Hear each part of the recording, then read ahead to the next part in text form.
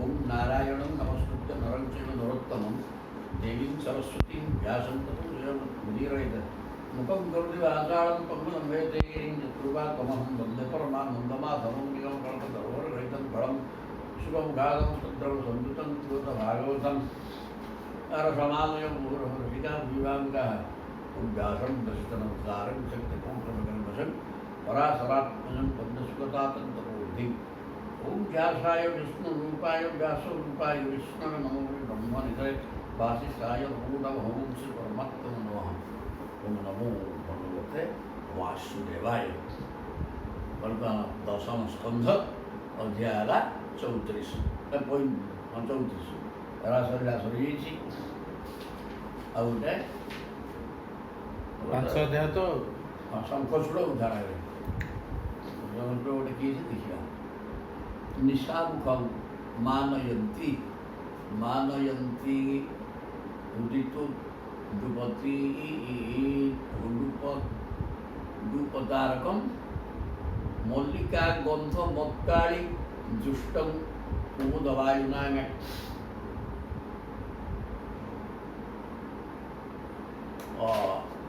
रामकृष्ण दुहे गोपांगना मानक नहीं बुलुचंदी रात्रि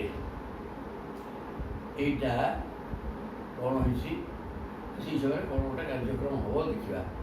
ଅଳ୍ପ ସମୟ ସନ୍ଧ୍ୟା ହେଇଛି। ନିଶା ମୁଖ କହିଲେ ରାତିର ପ୍ରଥମ ପ୍ରହର ବେଶୀ ରାତି ହେଇନି, ଅଳ୍ପିକା ସନ୍ଧ୍ୟା ଗଡ଼ିଯାଇଛି, ଟିକିଏ କ'ଣ ଅଛି।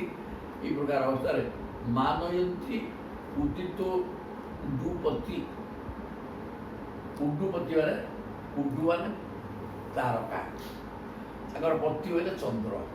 चंद्र उदय हो निशा मुख अर्थात निशार मुख भाग आरंभ हो राति आरंभ चंद्र उदय हो मल्लिका गंध मत्ताळी जुष्टम मल्ली फूल फुटी जाइए तार सुवास चढ़ुची भ्रमण गुड़ाक गणन हो धीरे बेढ़ुंट कुमुद वायु कुमुद माने पद्म कुमुद ना कुमुद माने कई फूल चंद्रर उपस्थित राति कई फूल फुटे धड़ा कई तार किसी सुवास अच्छी तेणु धड़ा कई तथा मल्ली फूलर सुवास को धरिक वायु बोची अर्थात शीतल आ यमुना कूलर वायु जले जले बाष्प रखी सागे सुगंध होती जले बाष्पयुक्त होती धीरे धीरे बोची जोटा कि सुख स्पर्श हो चंद्र उदय होती।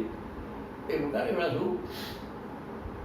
प्राकृतिक सौंदर्य अत्यंत चमत्कार हो जगतु सर्वभूतान मन श्रवण मंडल तौ कल्पयंत जुगपद स्वर मंडल मूर्छितम। ये प्रकार कौन बोले जगतु सर्वभूतान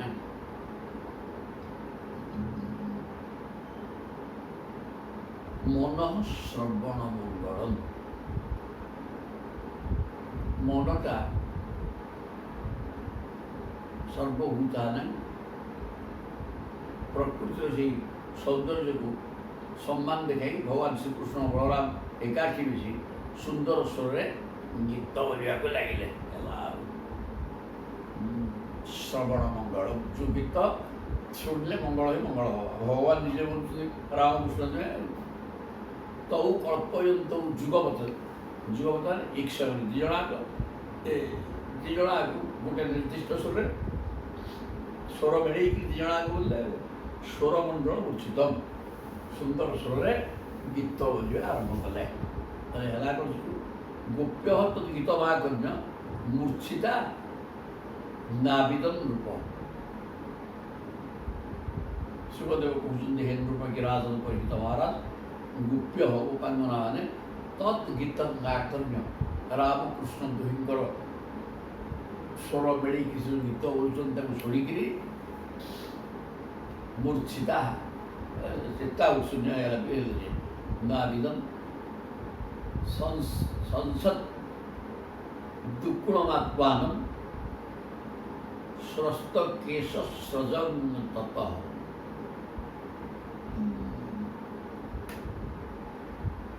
से रागर ଆରୋହ ଅବରୋହ ସ୍ୱର ବଡ଼ ସୁନ୍ଦର ଓ ମଧୁର ଥିଲା। ତାହା ଜଗତର ସମସ୍ତ ପ୍ରାଣୀଙ୍କର ମନ ଓ କର୍ଣ୍ଣକୁ ଆହ୍ଲାଦିତ କରିବାକୁ ସମର୍ଥ ଥିଲା।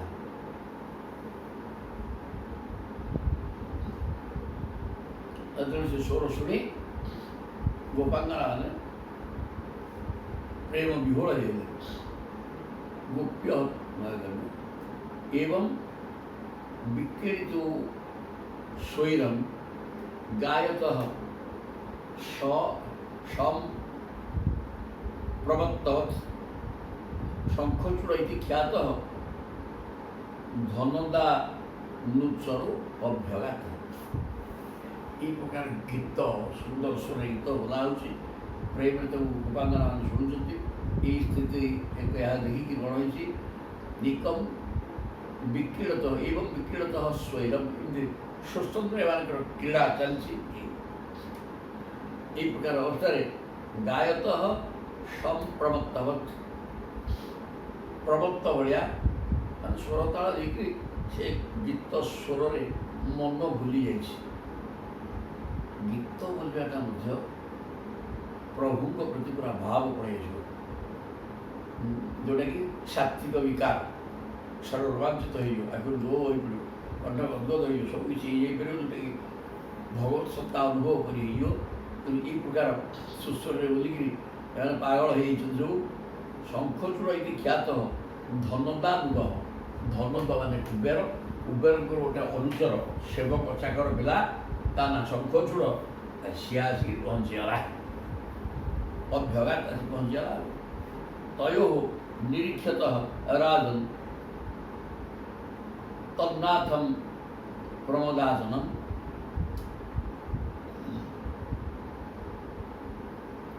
କୃଷନ୍ତଂ କାଳୟାମାସ ଦିଶ୍ୟୁ ଦିତ୍ୟାନ୍ ଅଶଙ୍କିତଃ। ଶ୍ରୀକୃଷ୍ଣ ବଳରାମ ଏପରି ସ୍ୱଚ୍ଛନ୍ଦ ବିହାର କରି ଉନ୍ମତ୍ତନ କରି ଗୀତ ଗାଉଥିବା ସମୟରେ ଅଶଙ୍ଖଚୂଡ଼ ପଳାଇଗଲା। ପରୀକ୍ଷିତ କହୁଛନ୍ତି, ହେ ରାଜା, ଇଏ ସୁଖଦେବ, ପରୀକ୍ଷିତ, ଇଏ ଦୁଇ ଭାଇ ସେ ଯକ୍ଷ ଗୋପୀମାନଙ୍କୁ ଟେକି ନେଇ ଉତ୍ତର ଦିଗ ଆଡ଼କୁ ପଳାଇଗଲା। ପ୍ରମୋଦାସନମ୍ ରାଜନ୍ ତନ୍ନାଥମ୍ ପ୍ରମୋଦାସନମ୍ କୃଷନ୍ତଂ କାଳୟାମାସ ଦିଶି ଉତ୍ତରା ଦିଗୋଦିଛି ଉଦିଚ୍ୟାଂ ଅଶଙ୍କିତଃ। ଉତ୍ତର ଦିଗକୁ ସେ ଗୋପା ଗଲା ବେଳକୁ ଟେକିକିରି ଧରିକିରି ଉତ୍ତର ଦିଗକୁ ମାରିଗଲା, ପଳାଇଲା। ଯଦିଓ ଇଏ ସନାଥ ହେଇକିରି ଅଛନ୍ତି, କୃଷ୍ଣ ବଳରାମଙ୍କ ଭିତରେ ଏମାନେ ଅଛନ୍ତି, ଇଏ ଅନାଥ ସ୍ତ୍ରୀ ଲୋକ ନୁହଁ, ସନାଥ ପ୍ରଭୁଙ୍କ ସହିତ ଥିବା ହେଲେ ମଧ୍ୟ ସିଏ ପ୍ରଭୁଙ୍କ ଶକ୍ତି ସାମର୍ଥ୍ୟ ନ ବୁଝି ତାଙ୍କୁ ବେଖାତିର କରି ଇଏ ସ୍ତ୍ରୀଗୁଡ଼ାକୁ ଧରିକି ପଳାଇଲା ଉତ୍ତର ଦିଗକୁ। ତୟୋ ନିରୀକ୍ଷତଃ ରାଜନ୍, ସେ ଦୁଇ ଜଣ ଚାହିଁଛନ୍ତି, ଦେଖୁଛନ୍ତି, ଏ ପ୍ରକାର କଥା କଲା। କୃଷନ୍ତ କୃଷ୍ଣ ରାୟମେତି ବିଲୋକ୍ୟ ସ୍ୱପରିଗ୍ରହମ୍ ଯଥା ଗା ଦସ୍ୟୁନାଗ୍ରସ୍ତା ଭ୍ରାତରୁ ଅନ୍ନଧାବତାନ୍। ଗାଈକି ଚୋର ଆସିକି ଭିଡ଼ିକି ନେଇଗଲା ଭଳିଆ, ଗାଈକୁ ଭିଡ଼ିକି ନେଲେ କ'ଣ କରୁଛି, ରଡ଼ି ଛାଡ଼ିବ। ଠିକ୍ ସେମିତି ଏମାନେ କୃଷଦମ୍, ଏମାନେ କାନ୍ଦିକିରି ଚିତ୍କାର କଲେ, ହେ କୃଷ୍ଣ, ହେ ରାମ, ଆମକୁ ନେଇଗଲା ଆସିକି ରାକ୍ଷସ। ବିଲୋକ୍ୟ ସ୍ୱପତି ଚାହିଁଲେ ଯେ ଗୀତ ବୋଲୁଥିଲେ ପୁରା ଭାବରେ, ତେଣୁ କିଏ ନେଇଗଲା ଇଏ ଜାଣିପାରୁନାହାନ୍ତି। ତାପରେ ଇଏ ଯେତେବେଳେ ଚିତ୍କାର କଲେ, ସେରୁ ଦେଖିଲେ ଯେ ଆମ ଗୋପାଳନା ବେଳକୁ ନେଇକି ପଳା। ଯଥା ଦସ୍ୟୁ ଗାଈକି ନେଲେ ସିଏ ଯେମିତି ରଡ଼ି ଛାଡ଼େ, ଆଉ ଗାଈଟା ବାନ୍ଧିକି ଅନ୍ୟ ଗାଈକି ଆଉ ଜଣେ କିଏ ବାନ୍ଧିକି ଭିଡ଼ିକି ନେଲେ ସେ ଜୀବନ ସହରରେ ସେ ରଡ଼ି ଛାଡ଼ିବ। ଇଏ ରଡ଼ି ଛାଡ଼ିଲା ଭଳିଆ ଇଏ ବର୍ତ୍ତମାନ କାନ୍ଦିକିରି ପାଟିଗଲେ। ପାଟିଗଲା ପରେ କ'ଣ ହେଲା, ଭ୍ରାତରୁ ଅନୁଧାବତା ଏକ ଗୀତ ଗଲା ଛାଡ଼ି ରାମ କୃଷ୍ଣ ଦିହେଁ ଦୌଡ଼ିଲେ ଆଉ। ମା ଭୈଷ୍ଟ ଇତି ଅଭୟା ରାବୁ ଶାଳହସ୍ତୌ ତରସ୍ମିନୌ ଆସେଦତୁ ତଂ ତରସା ତ୍ୱରିତଂ ଗୁହ୍ୟକାଧମମ୍। ସେ କେତେ ବାଟ ଯିବ ପ୍ରଭୁଙ୍କ ତ ଚାହିଁଲେ ସେଠିକି ସିଏ ଏଇଠୁ ଉଡ଼ିକି ବୈଠେ ସେଠିକି। ତେଣୁ ସିଏ ସାଙ୍ଗେ ସାଙ୍ଗେ କ'ଣ କଲେ, ମା ଭୈଷ୍ଟ କିଛି ଭୟ କରିନି ବୋଲି କହି ଇତି ଅଭୟା ଇତ୍ୟଭୟା ରାହୁ ଅଭୟ ପ୍ରଦାନ ଆଗ କଲେ, ଭୟ କରିନି ବୋଲି କହି ଶାଳ ହସ୍ତ ତରସ୍ମିନୌ ଅଭୟ ବାଣୀ ଶୁଣେଇ ଦେଲେ ଆଗ। ତାପରେ ହାତରେ ଶାଳ ହସ୍ତ ଶାଳ ଗଛ ଉପୁଡ଼ିକି ହାତରେ ଧରିକି ପିଟିବାକୁ ଦୌଡ଼ିଲେ ଆଉ। ତରସ୍ମିନ ଅତି ତ୍ୱରା ଚଞ୍ଚଳ କ୍ଷିପ୍ର ଗତିରେ ଶାଳ ଗଛକୁ ଉପୁଡ଼ି, ଶାଳ ଗଛ ଗୁଡ଼ାକ ଶଙ୍ଖ ଏବଂ ଭାଷାଣୁଆ, ତେଣୁ ତାକୁ ଉପରେଇକି ଧରିକିରି ଆସେଦତୁ ତଂ ତରସା ତ୍ୱରିତଂ ଗୁହ୍ୟକାଧମ। ଇଏ କୁବେରଙ୍କର ଅଧମ ଚାକର ପାଖକୁ ଦୌଡ଼ିଲେ ଶାଳ ଗଛ ଉପୁଡ଼ିକି ଧରିକିରି। ସବିକ୍ଷ ତୌ ଅନୁପ୍ରାପ୍ତୌ କାଳ ମୃତ୍ୟୁ ଇବ ଦ୍ୱିଜନ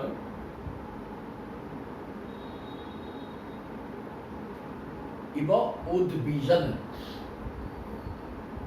विसृज्य स्त्रीजनं गूढ़ प्राद्रवत जीवितेच्छया। ये कुबेर पिला चाकरटा देखला जे तौ अनुप्राप्त रामभूषण जे शाला गछ धरिकी गोटेइलेनि। ये देखला बापारे ये काल दम ये काल मृत्यु ये महाकाल मो मृत्यु सुनिश्चित हाथ में हम इति उद्बीजन ये कथा चिंता करी अत्यंत पीड़ित है माने कहला ये मुझे मल्ली बोली चिंता करी से स्त्री गुड़ी सब छाड़ी विसर्ज्य स्त्री जनम मूढ़ मान मुकुटा प्राद्रवत जीवित छया बंचा इच्छा दौड़ा कारण विकल कुआड़े कण दौड़ा मल्ली आज रक्षा नहीं दिजणाक शाला गछ धरिकी गोड़ेइलेनि आ गछ रखिबे। तम अन्नधावति गोविंद यत्र यत्र सधावति जिहीर्षु तत्शिवो रत्नं तस्थौ रक्षन् स्त्रियो बलः। तम अन्नधावति गोविंद भगवान श्री कृष्ण गोविंद कहले प्रभु बलराम जी तुम्हें स्त्री गोपांगना सुरक्षा देवा दायित्व रह मु गोडेली राक्षस ये कुबेर मंत्र बसले। तेणु सी जत्र जत्र धावती जुआड़े जुआड़े दौड़ा ये दौड़े ता बसले। जिहीर्षु तत्शिवो रत्नम से अक्षर मुंडे थिवा चूड़ामणि काढ़िया नियम चाहूले मारदे ता मुंडे गोटे कौन रत्न अच्छी से रत्न को नहीं जा चिंता करी दौड़े। बलराम रखी रखले अविदुर इवाभ्यत्य शिरस्त दुरात्मन जहार मुष्टिना एव अंग सह चूड़ामणि विभु अविदुर इव अभ्यत्य आसी केते दूर दौड़ अति निकट में अल्प किसी बाट दौड़ी प्रभु तापस दौड़ी देले विधे शिरस्त दुरात्मन से दुरात्मा दुष्ट स्वभाव कुबेर अनुचर को पिटले मुष्टिना एवं किसी अस्त्र शस्त्र मुष्टि विद्या विद्या बसैले बसैबार कौन है ता मुंडुटा सह चूड़ामणि विभु विधा माटे ता मुंड कटिकी बेकुर अलग आ चूड़ामणि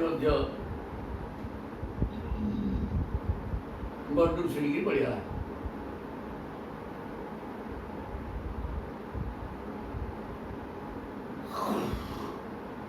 शंख चूड़म मुंडे गोटे तारा शंख चूड़ निहत्य एवं ମଣିଭାଗାୟ ଭାସ୍ୱରମ୍। ଏପରିଆ ସେ କୁବେର ବଂଶର ନାଁ ଥିଲା ଶଙ୍ଖଚୂଡ଼। ଶଙ୍ଖଚୂଡ଼କୁ ମାରି ତା ମୁଣ୍ଡରେ ଥିବା ଦେଦୀପ୍ୟମାନ ମଣିଟାକୁ ଧରି ଅଗ୍ରଜାୟ ଅଦଦାତ ପ୍ରୀତ୍ୟା ପ୍ରେମରେ ଆଣିକିରି ବଳରାମଙ୍କୁ ସମର୍ପଣ କଲେ। ସୁନ୍ଦର ମଣିଟିଏ ହେଇଛି, ଆପଣ ୟାକୁ ମୁଣ୍ଡରେ ଲଗାନ୍ତୁ। ତାଙ୍କୁ ଆଣିକି ପ୍ରଦାନ କଲେ। ଅଶ୍ୱଦିନାଞ୍ଚ ଯୋଷିତାଙ୍କ ସମଗ୍ର ଯୋଷିତମାନେ ଗୋପାଙ୍ଗନାମାନେ ଚାହିଁଛନ୍ତି ଏ ଅବସ୍ଥାରେ ଭାଇ ବଳରାମଙ୍କୁ ଶଙ୍ଖଚୂଡ଼ ମୁଣ୍ଡରେ ଥିବା ମଣିଟି ଆଣିକି ପ୍ରଦାନ କଲେ।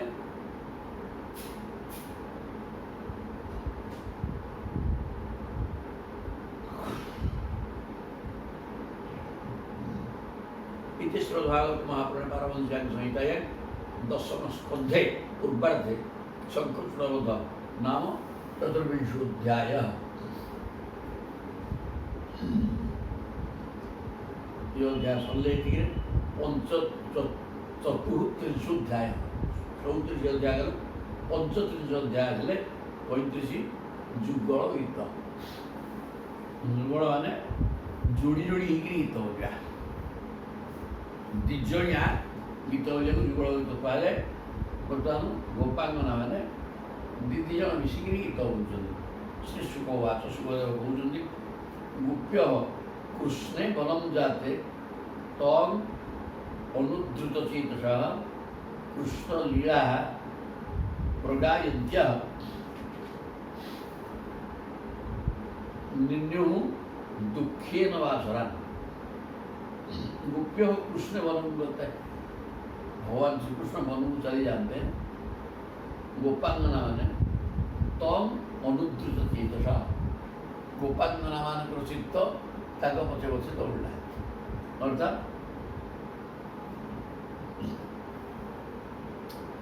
दिन बेले गाई नहीं भगवान पलाती गाई ओठ नहीं जंगल को जुआ पर व्रतर गोपांगना मान चित्त सहित चली जाए। अर्थात भगवान भल मंद कुआड़े गले कौन हो गाड़ी केडे खरा कौटी बसते खाली प्रभु चिंता से था। कृष्ण लीला प्रगायित से भगवान बाल्य लीला सब वर्णना करी निन्यु दुखे नवा सरान अति दुखरे दिन दिनटा कटाते। भगवान बाल्य लीला स्मरण करी केतला गीत आकार बोलिक केतला कथा कहीकि बाल लीला कहीकि समय कटाते।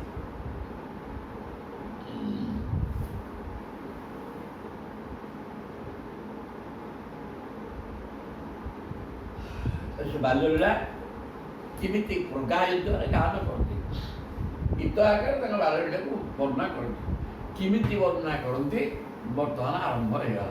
गोप्य उच्चु गोपी मान वर्णना कर प्रभुंर बाल्य लीला कौन वर्णना कर बाम बाहु कृत बाम कपोल बल्गित भ्रू अधरार्पित वेणु कोमलांगुली आश्रित मार्गम गोप्य ईरयति जत्र मुकुंद। भगवान श्री कृष्ण कौन कले दुजन मध्य क्या हलो सखी बाम बाहु कृत बांगा मुको बाम बाम बाहु कृत बाम कपोल बाम बाहु बाम कपोल मैंने गंड देश भात देकी गारे रांधिकी बसुनी निजर प्रेमी जन को प्रेम वितरण कर बल्गित भ्रू अधरार्पित वेणु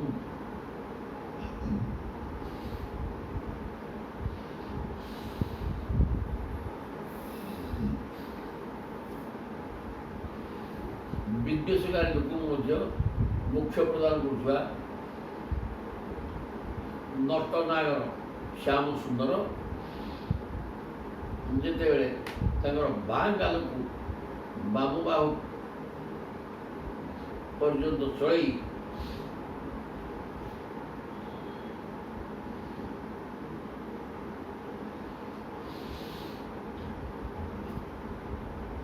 बल्कित भू नचई नचई अधर बंशी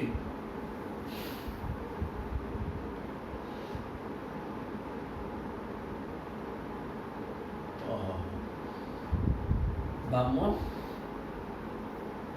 बल्कित भू बाम कपोल बड़े ये कौन हुए बाम पट को ढलिकी रही बंशी बजाती बंशी को धरला बा हाथ में बा गालुटा लगे ये प्रकार की बाम को ढलिकी बाम को ढलिकी सदा बोलते बाम में आउ जाए गोटे गीत अच्छी ढलिकी रही यही संभाली रूप देखले ये प्रकार गोटे कौन गीत अच्छी ठीक तेणु ये बाम आड़े करी बा हाथटा बा कपोल मैंने गंड देश लगी जाए महिषी धरिक बजाते अच्छे मनोहर भाव में यही प्रकार अवस्था कोमल अंगुली भी आश्रित एकदम सुकुमार अंगुली गुड़ वंशीर रंध्र गुड़ संचालन कर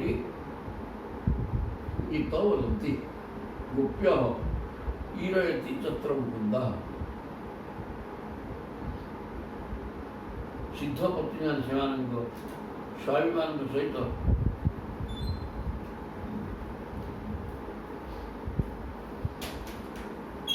एवं बाम बाम गाल बाबा खंड देश बा हाथ में लगी जाए बाम को ढड़िकी बंशी बंशीनाद करती एवं से गोपांग नाम धरिक डाकती गोप्य हो रही दत्र मुकुंद गोपांग ने से गीत शुणी पागड़ी हमें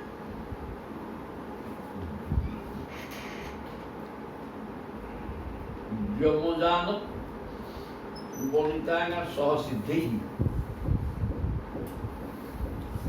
विस्मिता तदुपधार्य सलज्जा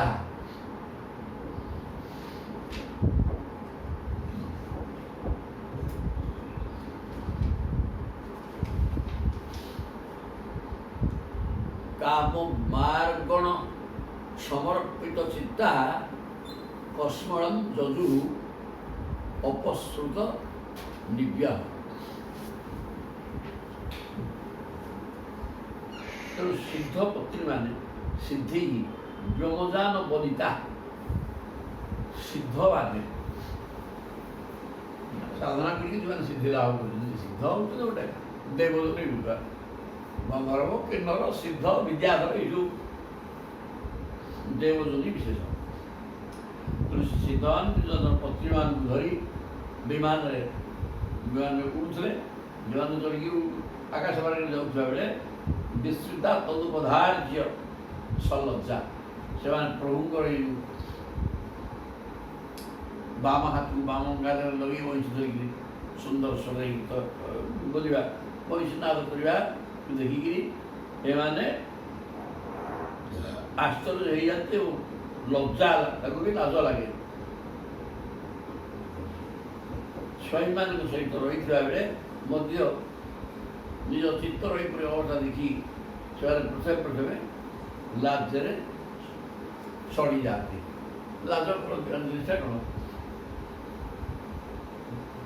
प्रभुंर मुरली धरिकी त्रिभंगी छाणी ठिया मुरली बजे बजाऊा अवस्था ये सिद्ध अंगला मैंने विमान चढ़ी जाइए जा प्रभुंर ये प्रकार रूप देखिकी प्रति चित्त आकृष्ट हो जाए कि स्वामी पाखे असला स्वामी पाखे थी अन्य पुरुष प्रति आकृष्ट हेले लाज लगे तेणु से ये प्रकार आचरण जदिव तक हो जाए तेणु से लज्जित हुए लज्जित कौन कले से चित्त काम बाण में विद्ध हो जाए तेणु से अवश्य अचेत हो जाती काम मार्गण समर्पित चित्त चित्ता अस्मरण जजु अपश्रुत निव्य से देह वस्त्र ଖସି ପଡ଼େ ସେମାନେ ତାହା ଜାଣିପାରନ୍ତି ନାହିଁ।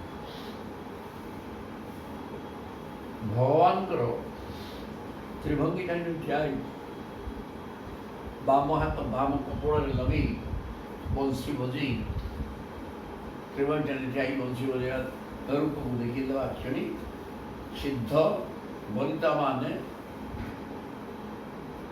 ବିମାନର ସେ ବିଚରଣ କରୁଥିବା କରି ଏ ପ୍ରଭୁଙ୍କର ଏ ପ୍ରକାର ରୂପ ଦେଖିକି ସେମାନଙ୍କର କାମ ପୀଡ଼ିତ ସେମାନେ ହେଇଯାଆନ୍ତି। କିନ୍ତୁ ସ୍ୱାମୀମାନେ ସେମାନଙ୍କର ପାଖରେ ଅଛନ୍ତି, ବିମାନରେ ବସୁଛନ୍ତି, ତାଙ୍କ ସମକ୍ଷରେ ମଧ୍ୟ ଏମାନେ କାମାତୁର ହେଇଯାନ୍ତି। ତେଣୁ ସେମାନେ ଅତ୍ୟନ୍ତ ଲଜ୍ଜିତ ହେଇଯାନ୍ତି। ସେମାନଙ୍କର ଦେହରୁ ବସ୍ତ୍ର କେତେବେଳେ ଖସି ଯାଇଥାଏ ତାହା ମଧ୍ୟ ସେମାନେ ଜାଣିପାରନ୍ତି ନାହିଁ। ହନ୍ତ ଚିତ୍ର ମବଳା ଶ୍ରୁତିଦମ୍ ହାର ହାସ ଉରସି ସ୍ଥିର ବିଦ୍ୟୁତ୍ ନନ୍ଦସୂନୁ ରୟମାପ୍ତ ଜନାନାଂ ନର୍ମଦୁ ଜରି ଉଜିତ ବେଣୁ ହନ୍ତ ଚିତ୍ର ମବଳା ଶ୍ରୁତିଦମ୍। ଆଉ ଜଣେ କହୁଛୁ ବାଙ୍ଗନା କହିଲେ ଆଗ ସଖୀ ସେଇ ପରମ ସୁନ୍ଦର ନନ୍ଦନନ୍ଦନ ଗୋଟିଏ ଆଶ୍ଚର୍ଯ୍ୟ କଥା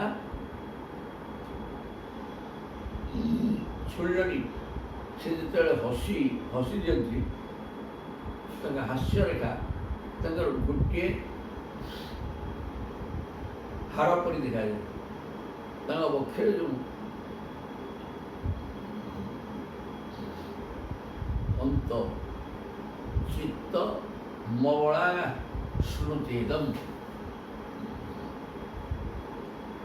ହାର ହାସ ଉରସି ସ୍ଥିର ବିଦ୍ୟୁତ୍। ତାଙ୍କ ହସୁଟା ହାର ଭଳିଆ ତାଙ୍କ ବେକରେ ମାନେ ହସୁଟା ଗୋଟେ ହାର ବୋଲି କୁହାଗଲା।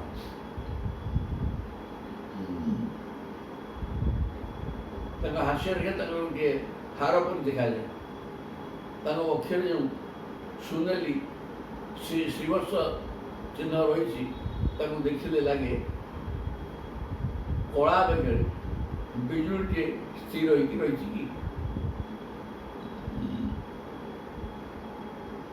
ସେ ଦୁଃଖୀ ଜଣଙ୍କୁ ସୁଖ ଦେବା ପାଇଁ ଓ ବିରୋହୀମାନଙ୍କ ମୂର୍ତ୍ତ ଶରୀରରେ ପ୍ରାଣ ସଞ୍ଚାର କରିଦେବା ପାଇଁ ବଂଶୀ ବଜାଇଲେ ତାଙ୍କ ପାଖକୁ ବ୍ରଜର ଦଳ ଦଳ ଗାଈ ଗୋରୁ ବନର ମୃଗ ଧାଇଁ ଆସନ୍ତି। କେବଳ ଆସନ୍ତି ନାହିଁ, ପାଟିରେ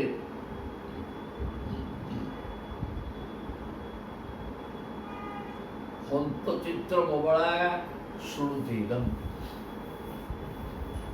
ଇଦମ୍ ଶୁଣୁତ। ଆଉ ଗୋଟେ ଶୋଇ କହୁଛି ଶୁଣୁ ଶୁଣୁ ଛଗି ଶୁଣୁ।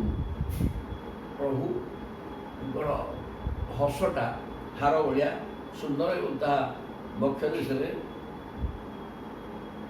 ତାହେଲେ ହାସଟା ବାହାରିଲା ସେଟା ବକ୍ଷ ଦେଶରେ ହାର ଭଳିଆ ଶୋଭମାନ ହେଉଛି।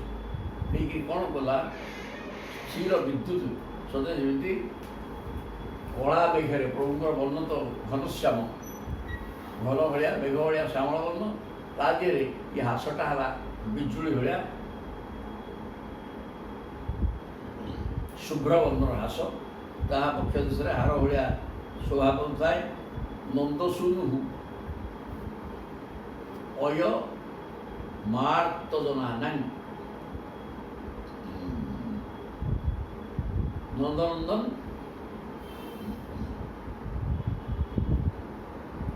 ଆର୍ତ୍ତଜନାନାଂ ନର୍ମଦ ଜରିଃ ପୂଜିତ ବେଣୁ।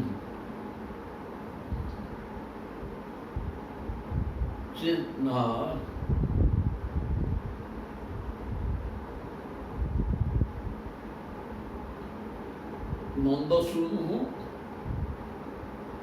ଅୟଂ ଆର୍ତ୍ତମାନେ ସେମାନେ ପୀଡ଼ିତ ହେଲେ ସାଂସାରିକ ଦୁଃଖ ଯନ୍ତ୍ରଣାରେ ମାନସିକ ଅଶାନ୍ତି ବା ଶାରୀରିକ ରୋଗ ଯନ୍ତ୍ରଣାରେ ପଡ଼ିଥାନ୍ତି।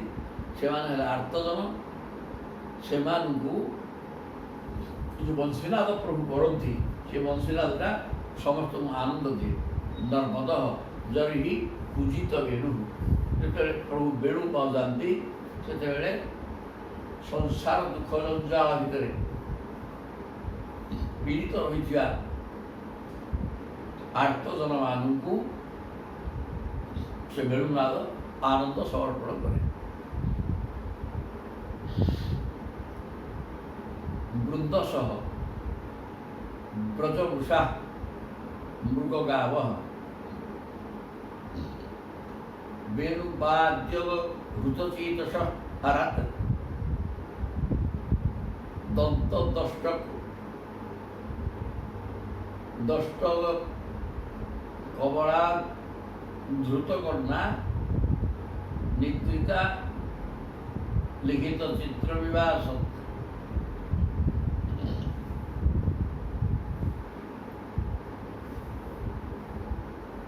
ବୃନ୍ଦ ସହ ବ୍ରଜ ବୃଷା ମୃଗ ଗାବ।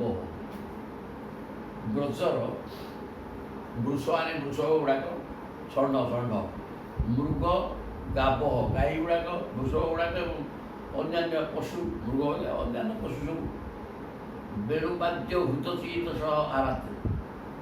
ପ୍ରଭୁଙ୍କର ବେଣୁବାଦ୍ୟ ଦ୍ୱାରା ସେମାନଙ୍କର ଚିତ୍ତ ଆକର୍ଷିତ ହୋଇଯାଏ ଏବଂ ସେମାନେ ତାଙ୍କ ଚାରିପାଖରେ ଘି ବେଢ଼ି ଯାଆନ୍ତି।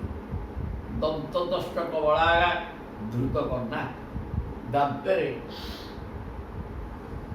କବଳ ମାନେ ଗ୍ରାସ ମାନେ ଖାଦ୍ୟ ଘାସ ଚୋଉଥିଲେ ସେ ଘାସ ଗୁଡ଼ାକ ପାଟିରେ ଥାଏ। ସେମିତି କରିକି ଝୁଳନ୍ତି, ସେ ପାଟିରୁ ଘାସ ଖସି ପଡ଼ୁଥିବ।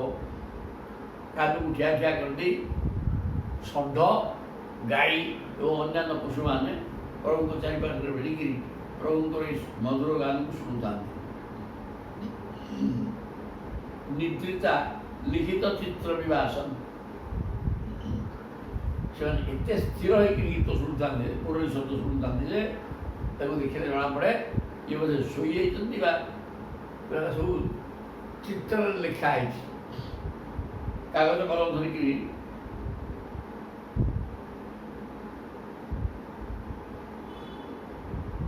ଚିତ୍ର ଲେଖା ହେଲା ଭଳିଆ ସ୍ଥିର ଭାବରେ ରହିଯାନ୍ତି। କିଏ ଗାଈ ଗୋରୁ ଏସବୁ ମଧ୍ୟ ତାର ବଂଶୀ ଶବ୍ଦ ଶୁଣି କେବଳ ମଣିଷ ବା ଦେବାଙ୍ଗନା ମାନେ ବାୟା ହେଉଥିଲେ ସେ କଥା ନୁହଁ, ପଶୁପକ୍ଷୀମାନେ ମଧ୍ୟ ସେ ବଂଶୀର ଶବ୍ଦ ଏତେ ଚମତ୍କାର ବା ହୃଦୟସ୍ପର୍ଶୀ ଥିଲା ଯାହା ଶ୍ରବଣ ମାତ୍ରେ ଏ ପଶୁ ଗୁଡ଼ାକ ବି ଗାଈ ଷଣ୍ଢ ଅନ୍ୟାନ୍ୟ ପଶୁ ପ୍ରଭୁଙ୍କ ଚାରିପାଖରେ ଭିଡ଼ିକିରି କାନ୍ଦକୁ ଠିଆ କରି ଘାସ ଖାଉଥିଲେ। ସେ ଘାସ ପାଟି ଭିତରେ ଅଛି, ଗୋଟେ ଖସୁଛି କରିକି ତାକୁ ଠିଆ ହେଇକି ଶୁଣନ୍ତି। ଚିତ୍ରରେ ଲେଖା ହେଲା ଭଳିଆ ଠିଆ ହେଇକି ଶୁଣନ୍ତି। ବରିହୀଣ ସ୍ତବକ ଧାତୁ ପଲାଶୀ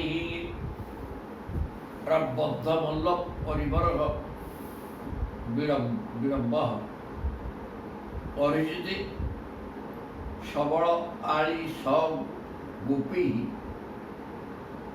ଗାହା ସମାହୁତି ଯତ୍ର ମୁକୁନ୍ଦ। ବରହୀଣ ବରହ ମାନେ ମୟୂର, ବରହ ମାନେ ପିଛ, ବରହା ବରହ ମାନେ ମୟୂର ପୁଛକୁ ବରହ କୁହାଯାଏ। ଆଉ ବରହ ଯାହାର ଅଛି ସେ ହେଲା ବରହୀ। ଆଉ ବରହ ମାନେ ପିଛ, ମୟୂର ପୁଛ ଯାହାର ଅଛି ସେ ହେଲା ବରହୀ ମାନେ ମୟୂର, ବରହୀ କହିଲେ ମୟୂର। ବରହୀଣ ତବକ ଧାତୁ ପଲାଶୀ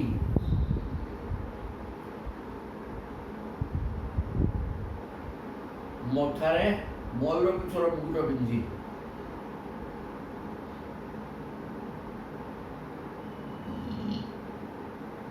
କୁଞ୍ଚିତ କେଶରେ ପୁଷ୍ପଗୁଚ୍ଛ ଖଞ୍ଜି ତାର ବଦ୍ଧ ମଲ୍ଲ ପରିବରହ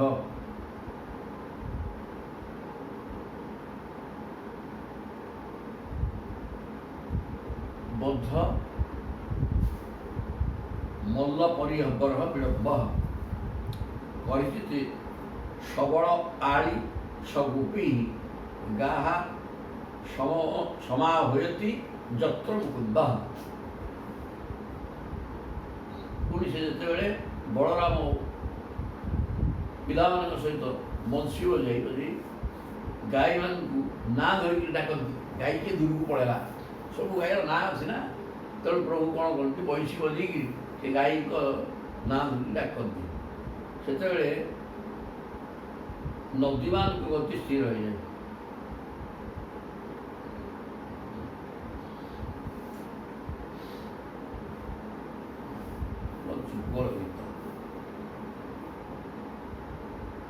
ଗାହା ସମାହୃତି ଯତ୍ର ମୁକୁନ୍ଦ ପରିଚିତ ସବଳ ଆଳି ସଗୁପି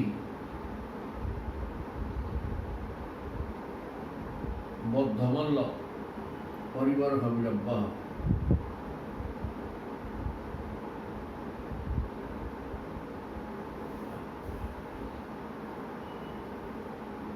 ବର୍ତ୍ତମାନ ମୟୂର ପିଛକୁ ମୁଣ୍ଡରେ ପୋଷି ଧାତୁ ପଲାସି ଆଉ ବିଭିନ୍ନ ଗେରୁ ଫେରୁ ମୁଣ୍ଡ ଓଳେଇ ମୁଣ୍ଡରେ ଠେକା ଭିଡ଼ିକି ତା ଦେହରେ ପତ୍ର ଖୋସି ବଦ୍ଧ ମଲ୍ଲ ପରିହବର ବିଳମ୍ବ ମଲ୍ଲ ଯୁଦ୍ଧ କରନ୍ତି। ପିଲାମାନଙ୍କ ସହିତ ବଂଶୀ ବଜେଇ ଗାଈକୁ ନାଁ ଧରିକି ଡାକନ୍ତି। ସମସ୍ତେ ଯେପରି ଜଣେ ପହିଲବାନ ଠିଆ ହେଇଛନ୍ତି, ବଦ୍ଧ ମଲ୍ଲ ପରିବାର ସେ ତାଙ୍କ ଗୋପାଳ ବାଳକମାନେ ମଧ୍ୟ ପାଖରେ ଥାନ୍ତି। ସେମାନେ ସହିତ ଯେମିତି ଜଣେ ଜଣେ ମଲ୍ଲ ଯୋଦ୍ଧା ଏଇ ପ୍ରକାର ଅଣ୍ଟାରେ ଗାମୁଛା ଭିଡ଼ି ସେ ଠେଙ୍ଗା ବି ଠିଆ ହେଇଥାନ୍ତି, ଯାହାକି ମାଲ ଗୁଡ଼ାକ ଠିଆ ହେଇଛନ୍ତି। ମଲ୍ଲ ଠିଆ ହେଲା ଭଳିଆ ଜଣା ପଡ଼ୁଥାଏ। କରିଛି ସବଳ ଆଳି ସବୁ ପି ଗାହା ସମୟ ହେଉଛି ଯତ୍ର ମୁକୁନ୍ଦ ଗାଈମାନଙ୍କୁ ଠିଆ ହେଇକି ବହିଛି ବଜେଇକିରି ଗାଈମାନଙ୍କୁ ନାଁ ଧରିକିରି ଆହ୍ୱାନ କରନ୍ତି। ସେ ବଂଶୀରେ ମଧ୍ୟ ଗାଈମାନଙ୍କୁ ଆହ୍ୱାନ କରନ୍ତି। କରିକି ଭଗ୍ନଗତୟ ସହିତ ବଂଶୀ ବଜେଇକିରି ଗାଈମାନଙ୍କ ନାଁ ଧରିକି ଆହ୍ୱାନ କଲାବେଳେ ଭଗ୍ନଗତୟ ସହିତ ବହି ତତ୍ପଦାମ୍ବୁଜରଜୁ ନୀଳନିତମ୍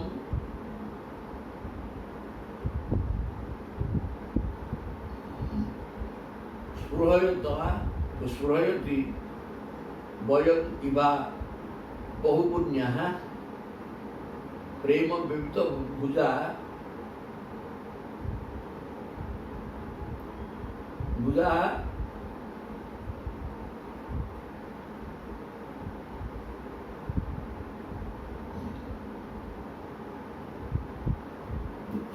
ତିମିତାପ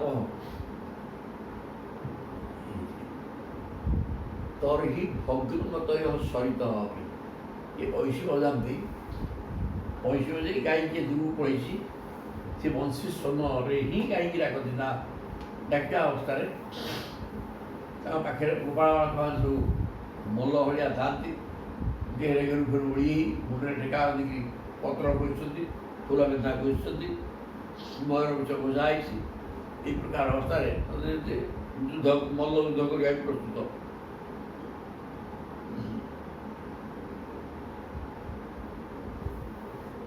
ତାପରେ ସେ ବଂଶୀ ସ୍ୱର କରନ୍ତେ ଗାଈ ନାଁ ଧରିକି ଡାକିକିରି ବର୍ତ୍ତମାନ ମାନେ ବଂଶୀରେ ହିଁ ଗାଈ ନାଁ ଧରିକି ଡାକନ୍ତି। ଡାକିଲା ସମୟରେ ନଦୀମାନେ ତାଙ୍କର ଗତିପଥକୁ ନଦୀମାନେ ସ୍ଥିର ହୋଇଯାନ୍ତି ଏବଂ ସହିତ ହୋଇ ଭଗ୍ନଗତୟ ସ୍ଥିର ହୋଇଯାନ୍ତି। ସତେ ଯେମିତି ତାଙ୍କର ଗତି ତ ରହିତ ହୋଇଯାଏ ଏବଂ ସ୍ଥିର ହୋଇକି ରହିଯାନ୍ତି। ଆଉ ତଦ ପାଦ ମୂଳ ଯେଉଁ ଅନିଳନିତମ୍ ବାୟୁ ଦେଇକି ଆସୁଥିବା ତାଙ୍କ ପାଦରଜ ପାଦ ଧୂଳିକି ଗ୍ରହଣ କରି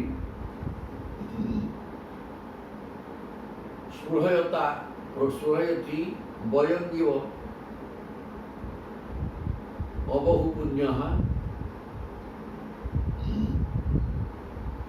ପ୍ରେମ ବ୍ୟପିତ ଭୁଜା ତିମିତାପା।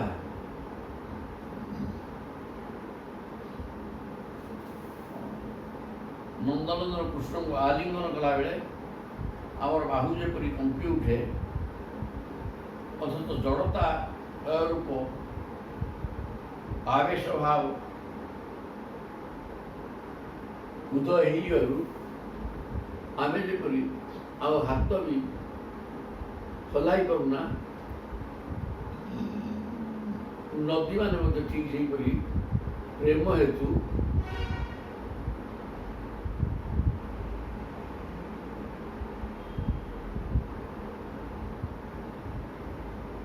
କମ୍ପି ଉଠନ୍ତି ଏବଂ ନିଜର ତରଙ୍ଗ ରୂପ ବାହୁକୁ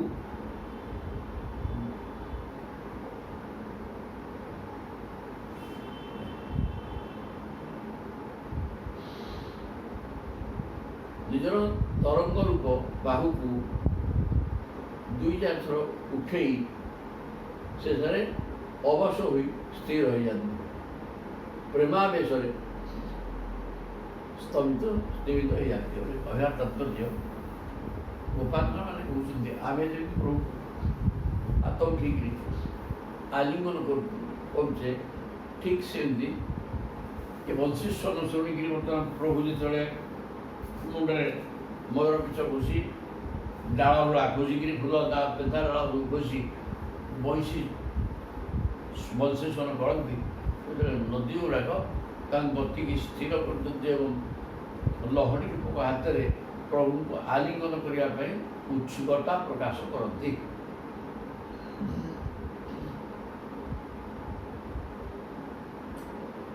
ସ୍ପୃହୟତି ବୟଙ୍ଗିବ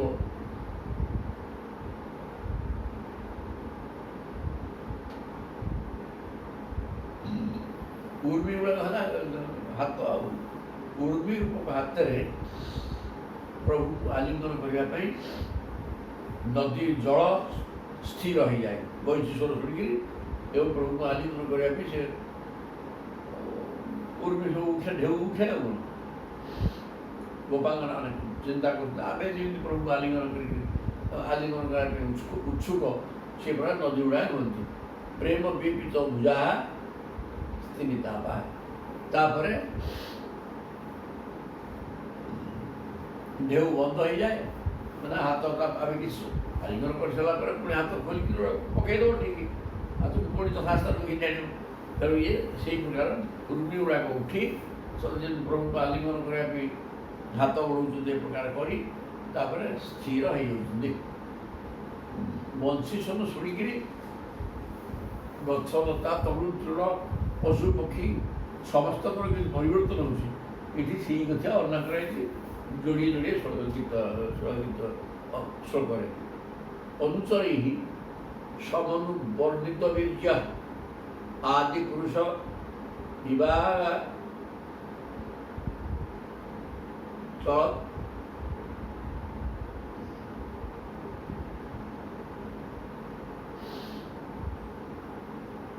অনুচরী সমনুবর্ণিত বীর্য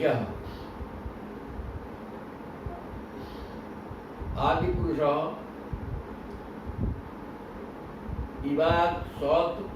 इवाचलभूति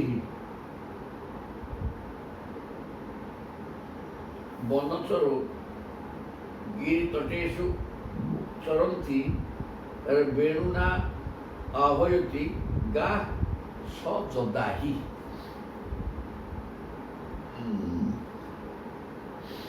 आलो सखी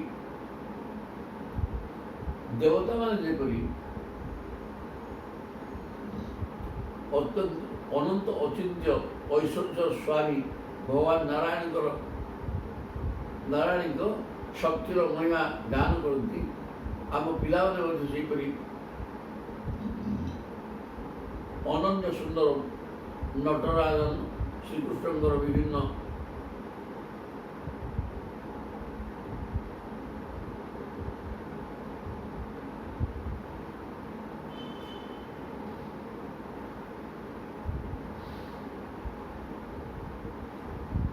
ଅନୁଚରୈଃ ସମନୁବର୍ଣ୍ଣିତ ବିର୍ଯ୍ୟାଃ। ଅନୁଚର ସେବକ, ସେବକମାନଙ୍କ ଦ୍ୱାରା ପ୍ରଭୁଙ୍କର ପରାକ୍ରମର ବର୍ଣ୍ଣନା କରାଯାଏ। ଆଦି ପୁରୁଷ ଇବା ଅଚଳ ଭୂତି, ପ୍ରଭୁଙ୍କ ପାଖରେ ଅବିଚଳିତ ଭୂତି ମାନେ ଐଶ୍ୱର୍ଯ୍ୟ। ପ୍ରଭୁ ଐଶ୍ୱର୍ଯ୍ୟ ପରିପୂର୍ଣ୍ଣ ହୋଇକି ପ୍ରଭୁଙ୍କ ପାଖରେ ଥାଏ। ଐଶ୍ୱର୍ଯ୍ୟର ସ୍ୱାମୀ ଭଗବାନ ନାରାୟଣଙ୍କର ଶକ୍ତିର ମହିମା ଗାନ କରନ୍ତି। କିଏ ସେ? ଦେବତାମାନେ, ପ୍ରଭୁଙ୍କର ଅନୁଚର ମାନେ। ଅନୁଚର ବୋଇଲେ ସେବକମାନେ ଯେତେବେଳେ ଗାନ କରନ୍ତି ଆଦିପୁରୁଷ ଭଗବାନଙ୍କର ଐଶ୍ୱର୍ଯ୍ୟକୁ ବର୍ଣ୍ଣନା କରନ୍ତି। ବନଚର ଗିରିତଟେଷୁ ଚରନ୍ତି।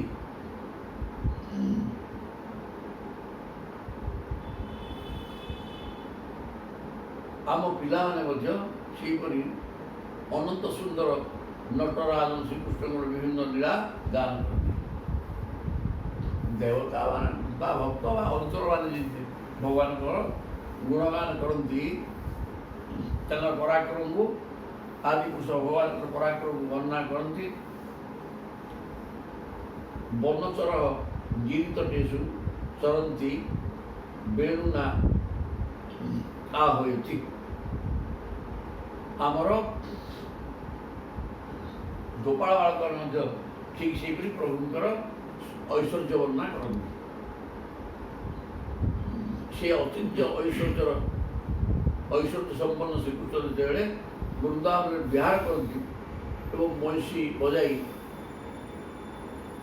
ଗିରିରାଜ ଗୋବର୍ଦ୍ଧନର ପାଦଦେଶରେ ଚରୁଥିବା ଗାଈମାନଙ୍କୁ ନାମ ଧରିକି ଡାକନ୍ତି, ସେତେବେଳେ ବଣର ଗଛଲତାମାନେ ଫୁଲ ଓ ଫଳରେ ଲଦି ଯାଆନ୍ତି।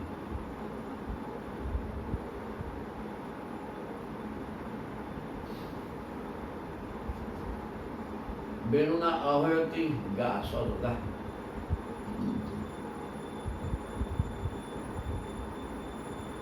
ବନଲତା ମାନେ ଅନୁଚର ମାନେ ଦେବତାମାନେ ଯେତେବେଳେ ପ୍ରଭୁଙ୍କର ଐଶ୍ୱର୍ଯ୍ୟ ବା ପୁରୁଷାକାର ବଳବୀର୍ଯ୍ୟ ପରାକ୍ରମକୁ ବର୍ଣ୍ଣନା କରନ୍ତି। ଆଦିପୁରୁଷ ଭଗବାନଙ୍କର ସ୍ତୁତି କରନ୍ତି ଆଉ ବର୍ଣ୍ଣନା କରିକି ସ୍ତୁତି କରନ୍ତି। ଗିରିତଟେଷୁ, ପର୍ବତ ତଟ ଦେଶରେ, ପାହାଡ଼ର ତଟ ଦେଶରେ ଗାଈ ଗୋରୁ ଚରୁଥାନ୍ତି ଏବଂ ତାକୁ ପ୍ରଭୁ ବଂଶୀ ଶବ୍ଦ କରିକି ଆହ୍ୱାନ କରନ୍ତି। ସେତେବେଳେ ବନରେ ଥିବା ଲତାମାନେ ଏବଂ ଗଛମାନେ ବନଚରା ତରବଃ ଆତ୍ମନି ବିଷ୍ଣୁ ବ୍ୟଞ୍ଜୟନ୍ତ୍ୟ ଇବ ପୁଷ୍ପଫଳାଢ୍ୟା। ବନରେ ଥିବା ଗଛଲତାମାନେ ଫୁଲ ଓ ଫଳ ଲଦି ହେଇଯାନ୍ତି। ବଂଶୀ ବଜାଇବା ଫଳରେ ବନରେ ଥିବା ଗଛଲତା ସବୁ ଫୁଲ ଫଳରେ ଲଦି ହେଇଯାନ୍ତି। ପ୍ରଣତ ଭାର ବିଟପା ମଧୁଧାରା।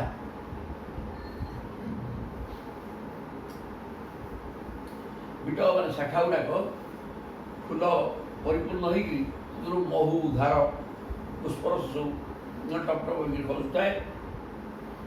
ପ୍ରେମ ଓ ହୃଷ୍ଟ ତନବ ସସୃଜୁଷ୍ମ। ତେଣୁ ଏଇ ଯେଉଁ ପ୍ରସ୍ଫୁଟିତ ଫୁଲକୁ ଧରିକି ଗଛଲତା ସବୁ ନଈ ଯାଆନ୍ତି, ଏଇଟା ହେଲା ପ୍ରେମରେ ନିଜ ଭିତରେ ଭଗବାନ ବିଷ୍ଣୁଙ୍କ ଅଭିବ୍ୟକ୍ତି ହେଲା ପରି ଅନୁଭବ କରି ପ୍ରେମରେ ଫୁଲି ଉଠନ୍ତି। ପ୍ରଭୁ ସତ୍ତାକୁ ନିଜ ହୃଦୟରେ ନିଜ ଭିତରେ ଅନୁଭବ କଲେ ଯେମିତି ଲୋକ ଉତ୍ଫୁଲ୍ଲିତ ହେଇଯାଏ, ସେମିତି ଏ ବଂଶୀନାଦ ଶୁଣି ଗଛଲତା ଗୁଡ଼ିକ ମଧ୍ୟ ଫୁଲ ପ୍ରସ୍ଫୁଟିତ ଫୁଲ ସମ୍ପତ୍ତିକି ଧରିକିରି ନିଜ ନିଜର ଆହ୍ଲାଦକୁ ବ୍ୟକ୍ତ କରନ୍ତି। ପ୍ରେମ ହୃଷ୍ଟ ତନବ, ତାଙ୍କର ଶରୀର ସବୁ ପ୍ରେମରେ ଭଗବତ ପ୍ରେମରେ ଆନନ୍ଦ ଲାଭ କରେ, ପୁଲକିତ ହେଇଯାଏ। ସେ ଫୁଲ ଗୁଡ଼ାକ ହେଉଛି ପ୍ରସ୍ଫୁଟିତ ଫୁଲ। ପ୍ରଭୁ ବୈଶ୍ୱନାଥ କରିକିରି ଦେବତାମାନେ ତଥା ନିଜର ସାଧୁମାନଙ୍କ ଦ୍ୱାରା ଐଶ୍ୱର୍ଯ୍ୟ ଏବଂ ପରାକ୍ରମ ବର୍ଣ୍ଣନା କରାଯାଉଥାଏ। ପ୍ରଭୁ ବୈଶ୍ୱନାଥ କରିକିରି ଗାଈମାନଙ୍କୁ ଆହ୍ୱାନ କରିଥାନ୍ତି। ସେ ବଂଶୀ ଶବ୍ଦ ଶୁଣିକିରି ଗଛ ଗୁଡ଼ାକ, ଗଛ ଲତା ସମସ୍ତଙ୍କ ଭିତରେ ଭଗବତ ଭାବ ଜାଗ୍ରତ ହୁଏ ଏବଂ ସେମାନେ ଫୁଲ ଫଳକୁ ଧାରଣ କରି, ଶାଖା ଗୁଡ଼ାକ ଫୁଲ ଫଳକୁ ଧାରଣ କରିକି ନିଜର ପ୍ରେମ ଭାବକୁ ବ୍ୟକ୍ତ କରନ୍ତି। ପ୍ରେମ ହୃଷ୍ଟ ତନବ, ଏ ଫୁଲ ଗୁଡ଼ାକ ସତେ ଫୁଲ ନୁହଁ ଯେ ତାଙ୍କର ଶରୀର, ଗଛ ଗୁଡ଼ାକର ଶରୀର ମଧ୍ୟ ଏ ବଂଶୀନାଦ ଶୁଣିକିରି ପ୍ରେମରେ ଉତ୍ଫୁଲ୍ଲିତ ହେଇଯାଉଛି, ରୋମାଞ୍ଚିତ ହେଇଯାଉଛି। এই কথা এটি বর্ণনা করা হয়। তাহলে গছলতা ମଧ୍ୟ ବଂଶୀନାଦ ଶୁଣିକିରି ପାଗଳ ହୋଇଛନ୍ତି। ତାପରେ ଦର୍ଶନୀୟ ତିଳକୁ ବନମାଳା, ଦିବ୍ୟଗନ୍ଧ ତୁଳସୀ ମଧୁମତୀ ଅଳିକୁଳେଇ ଅଲଘୁ ଗୀତମଭିଷ୍ଟ ମାଦ୍ରିୟନ ଜର୍ହି ସଙ୍ଗୀତ ବେଣୁ। ଯେତେବେଳେ ପ୍ରଭୁ ବେଣୁନାଦ କରନ୍ତି, ବୈଷ୍ଣବ ଯାଆନ୍ତି, ଦର୍ଶନୀୟ ତିଳକୁ ବନମାଳା, ପ୍ରଭୁଙ୍କର ସ୍ୱରୂପ ବର୍ଣ୍ଣନା କରାଯାଏ। ଦେଇଥାନ୍ତି ତା ମୁଣ୍ଡରେ ତିଳକ ଲାଗିଥାଏ, ବେକରେ ବନମାଳା ପଡ଼ିଛି, ଦିବ୍ୟଗନ୍ଧ ତୁଳସୀ ମଧୁମତୀ, ଦିବ୍ୟଗନ୍ଧ ବାହାରୁଥିବା ତୁଳସୀ ମାଳା, ତୁଳସୀ ମଧ୍ୟ ଲାଗିଛନ୍ତି। ତେଣୁ ତୁଳସୀର ସୁଗନ୍ଧରେ ଆକୃଷ୍ଟ ହୋଇକିରି ମଦମତ୍ତ ଭ୍ରମରମାନେ ଗୁଣୁନାଦ କରି ଅଲଘୁ ଗୀତ ଅଭିଷ୍ଟ ମାତୃ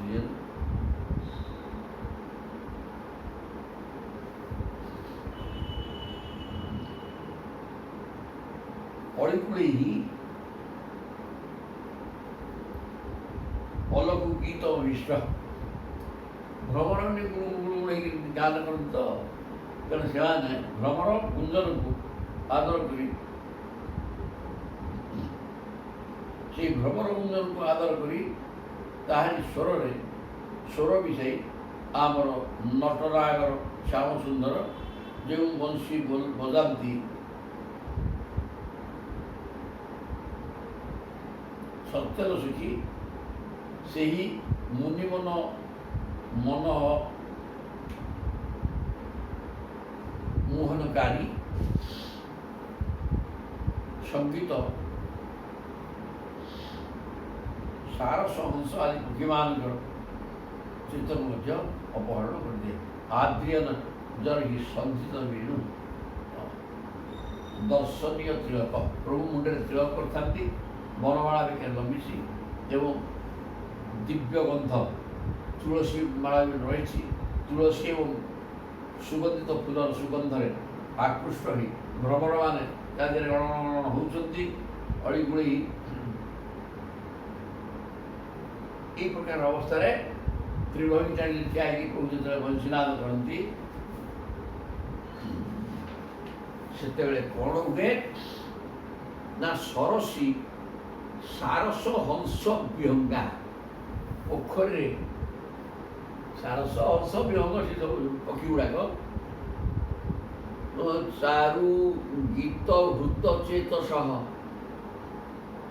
ଏ ଭଗବାନଙ୍କର ବଂଶୀନାଦରେ ଆକୃଷ୍ଟ ଚିତ୍ତ ହେଇକିରି ପ୍ରଭୁଙ୍କ ପାଖକୁ ପଳେଇ ଆସିଛନ୍ତି।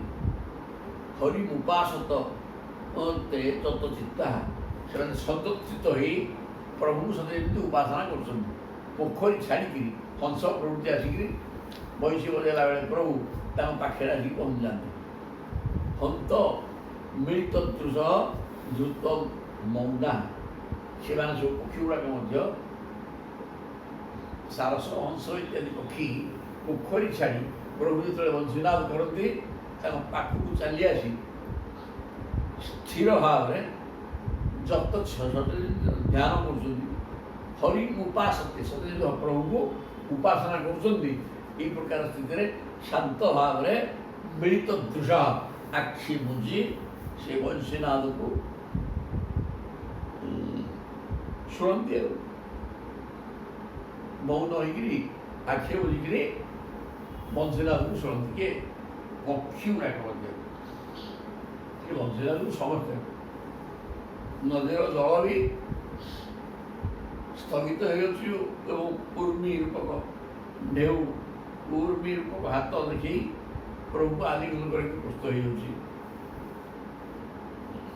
ଗାଈ ଗୋରୁ ପଶୁ ସେମାନେ ମଧ୍ୟ ପ୍ରଭୁଙ୍କ ଗୀତ ଶୁଣିବାକୁ ପାଗଳ ହେଇଯାଉଛନ୍ତି। ଫୁଲ ସବୁଡ଼ା କେମିତି ବାଇଆ ହେଇଯାଉଛନ୍ତି। ଫୁଲ ପେନ୍ଥା ପ୍ରସ୍ଫୁଟିତ ଫୁଲକୁ ଧରିକିରି ସେମାନେ ବି ଆହ୍ଲାଦିତ ରୋମାଞ୍ଚିତ ହେଲା ଭଳିଆ ଜୀବନ ରୋମାଞ୍ଚିତର କାରଣ। ଆଉ ପକ୍ଷୀ ଗୁଡ଼ାକ ମଧ୍ୟ ବର୍ତ୍ତମାନ ପୋଖରୀରେ ଥିବା ପକ୍ଷୀମାନେ ପ୍ରଭୁ ଗାଉଥିବା ଗୀତରେ ଆକୃଷ୍ଟ ହେଇକିରି ପଳାଇ ଆସିକି ତାଙ୍କ ପାଖରେ ମତେ ଯେମିତି ବ୍ରତୀ ଭଳିଆ ଆଖି ବୁଝିକିରି ମୌନ ହେଇ ସ୍ଥିର ଭାବରେ ସେ ଗୀତକୁ ଶୁଣୁଛନ୍ତି। ସହ ବଳ ସ୍ୱରବତଂଶ ବିଳାସ ସାନୁଷୁ କ୍ଷିତିଭୃତୁ ବ୍ରଜ ଦିବ୍ୟା ହର୍ଷୟନ ଦର୍ହି ବେଣୁରବେଣ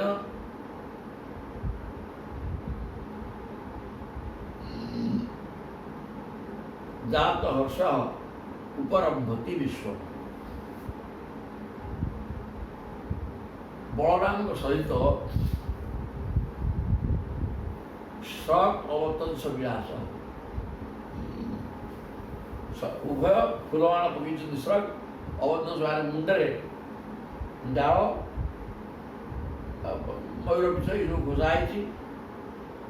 ସାନୁଷୁ କ୍ଷିତିଭୃତ ବୃତ ଦିବ୍ୟା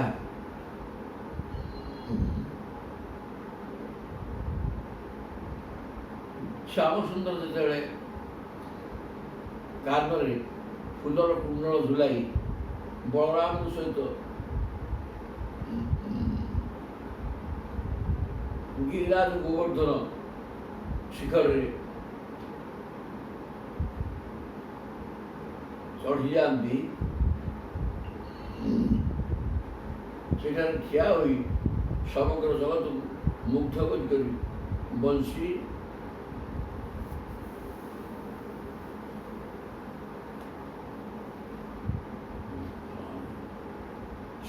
ସହବଳ ସ୍ୱର୍ଗବତଂଶ ବଳରାମଙ୍କ ସହିତ ଫୁଲମାଳ ପଡ଼ିଛି ବେଗରେ ମୁଣ୍ଡରେ ସବୁ ଡାଳପତ୍ର ଭଜା ହେଇଛି। ସାନୁଷୁ ପର୍ବତ ଶିଖରରେ କ୍ଷିତିଭୃତ ସାନୁଷୁ ବ୍ରତ ଦିବ୍ୟ ଗୋବର୍ଦ୍ଧନ ପର୍ବତ ଶିଖରରେ ଚଢ଼ି ଯାଆନ୍ତି ଓ ସେଇଟା ଠିଆ ହେଇକିରି ସମଗ୍ର ଜଗତକୁ ମୁଗ୍ଧ କରିକିରି ବଂଶୀନାଦ କରନ୍ତି। ହର୍ଷୟନ ଦର୍ହି ବେଣୁରବେଣ ଜାତ ହର୍ଷ ଉପରମ୍ଭନ୍ତି ବିଶ୍ୱ। ମାନେ ଗୋଟେ ବନମାଳା ପଡ଼ିଛି, ମୁଣ୍ଡରେ ଖୋସା ହେଇଛି ଆମ୍ବଡାଳ ଇତ୍ୟାଦି ଘୋଷିକିରି ଏ ଜାମୁଡାଳ ଇତ୍ୟାଦି ଜାଳପତ୍ର ଘୋଷି ମୟୂର ପିଛ ଲଗେଇ ପ୍ରଭୁ ଗୋବର୍ଦ୍ଧନ ପର୍ବତ ଶୃଙ୍ଗକୁ ଚଢ଼ିଯାଇ ସେ ଯେତେବେଳେ ବେଣୁନାଦ କରନ୍ତି ଜଗତକୁ ଆନନ୍ଦିତ କରିଦିଅନ୍ତି ଏବଂ ମୋହ ଦତିକ୍ରମଣ ଶଙ୍କିତ ଚେତା ମନ୍ଦ ମନ୍ଦ ମନୁଗର୍ଜତି ମେଘ ମହତ୍ ଅତିକ୍ରମଣ ଶଙ୍କିତ ଚେତା। ପ୍ରଭୁ ଆସିକିରି ଖରାରେ ପର୍ବତ ଉପରେ ଠିଆ ହେଇଛନ୍ତି, ଗୋବର୍ଦ୍ଧନ ପାହାଡ଼ରେ ଠିଆ ହେଇଛନ୍ତି। ତେଣୁ ପ୍ରଭୁଙ୍କୁ ସମ୍ମାନ ଦେବା ପାଇଁ ତାଙ୍କର ଯେମିତି ବେଖାତିର ନ ହୁଏ, ତେଣୁ ମେଘ କ'ଣ କରୁଛି ଖରାକୁ ବାରଣ କରିବା ପାଇଁ ଖରାରେ ଠିଆ ହେଇଛନ୍ତି ଯାଇକିନା ପ୍ରଭୁ ପର୍ବତ ଗୋବର୍ଦ୍ଧନ ପାହାଡ଼ ଉପରେ। ତେଣୁ କ'ଣ କଲା ମେଘ, ମନ୍ଦମ ମନ୍ଦମ ଅନୁଗର୍ଜତି ମେଘ, ଗୁଳୁଗୁଳୁ ହେଇକିରି ମେଘ କ'ଣ କରୁଛି, ବର୍ଷା ହେଇକି ବର୍ଷା କରୁଛି, ଝିଝି ବର୍ଷା, ଯେଉଁଟା ପ୍ରଭୁଙ୍କୁ ସମ୍ମାନ ଦେଉଛି। ସୁହୃଦ ମଭ୍ୟ ବର୍ଷତ ସୁମନୁଭି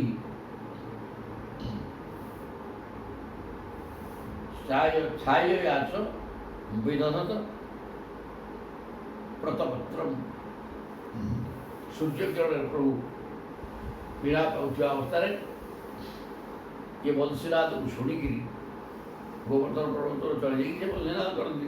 ତେଣୁ ତାକୁ ଖରାରେ ପ୍ରଭୁ କଷ୍ଟ ପାଉଛନ୍ତି, ତାକୁ ଦେଖିକିରି ମେଘ କ'ଣ କରେ ନା ପ୍ରଭୁଙ୍କୁ ସମ୍ମାନ ଦେବା ପାଇଁ ଗୁଳୁଗୁଳୁ ନାଦ କରିକିରି ସାମାନ୍ୟ ଝିପଝିପି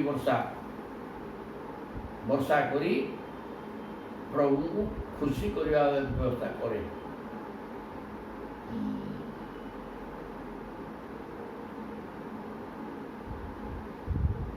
ଏତିକି ତ